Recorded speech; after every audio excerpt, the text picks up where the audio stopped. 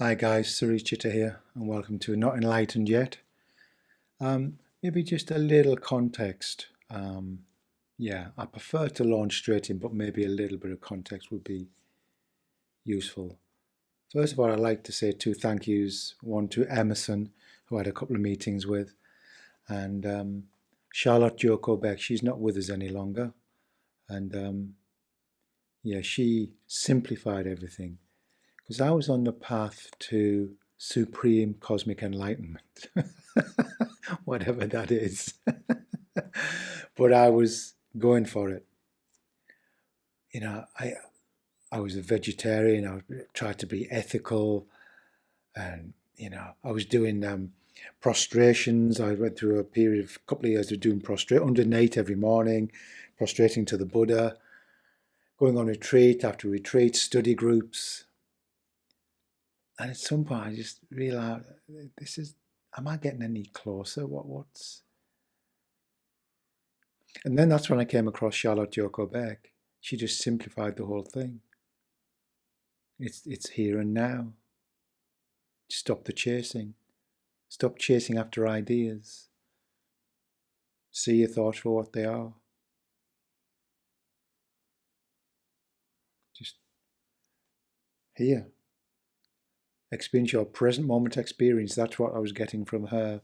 And then meeting with Emerson that cleared a lot more up. But what I want to emphasize is that for the vast majority of people, it's not big fireworks. Never has been for me, never. It's the gradual unfolding, very gradual. And I believe it never ends, never ends revealing itself. Whatever it is, I'm not actually going to say what it is, apart from it. So, yeah. And that's one of the obstacles, looking for some big experience. The mind is expecting fireworks, a chorus of angels, or yeah, sitting like a Buddha on a lotus flower. So what we're looking for is prior to the next thought.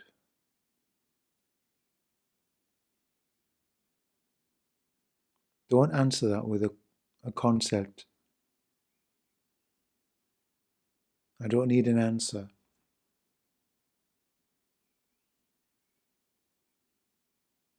What's there prior to a thought?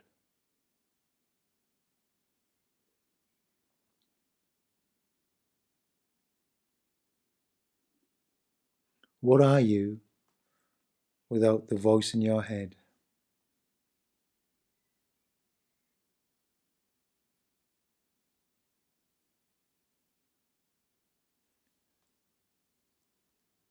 Meet this without giving an answer.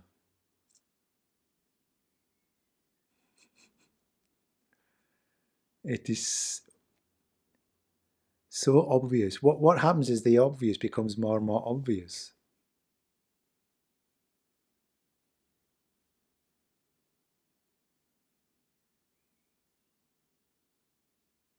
You know, we we strive and we try and we be good boys and girls or whatever.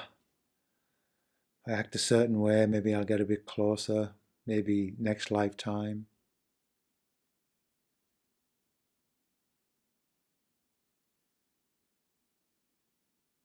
I'm just looking through the eyes right now.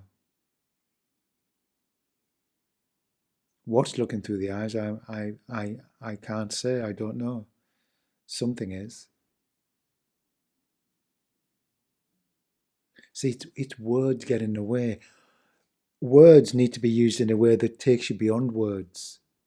Otherwise, we just end up loops and loops and loops because all words are made up.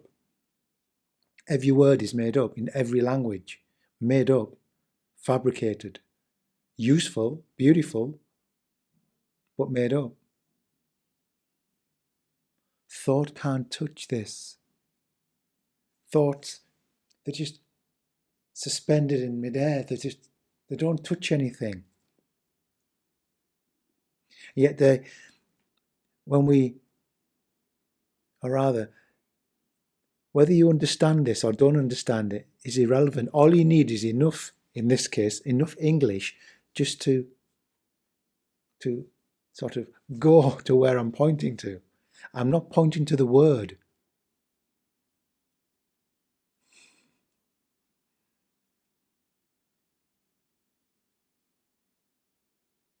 What can it be thought about?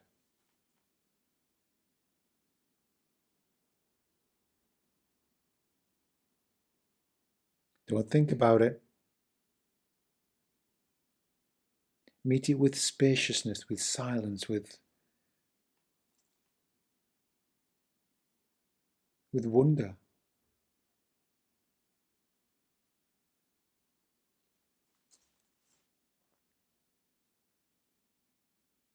And watch the mind scrambling around trying to label it, put it in a little box, give it a description.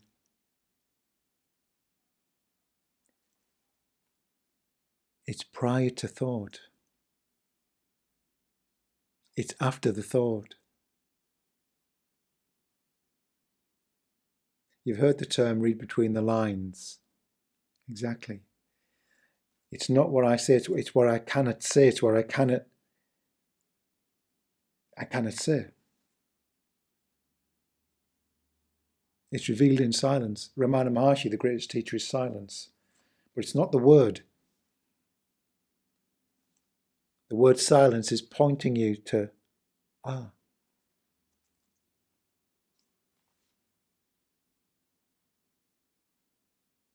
I'm doing is saying, look, pulling the rug. Just pulling the rug, continuously pulling the rug. Because the mind wants to land somewhere, it wants to reify something, wants to objectify it, wants to give it a shape and a colour, a distance.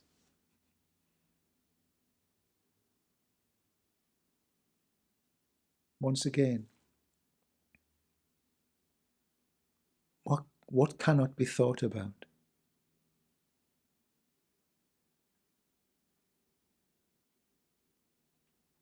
Have you disappeared? No.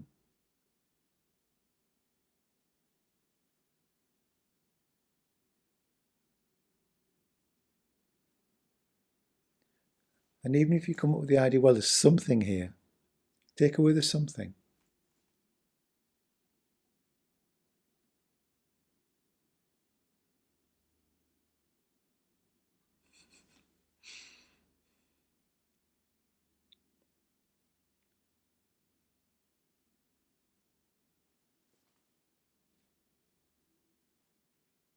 Okay, I think that'll do for the first video. These videos are just going to be similar to this, guys, just very simple, pointing, very direct. This is not the usual Q&As. I do one-to-ones, but I don't tend to do groups, maybe very small groups, but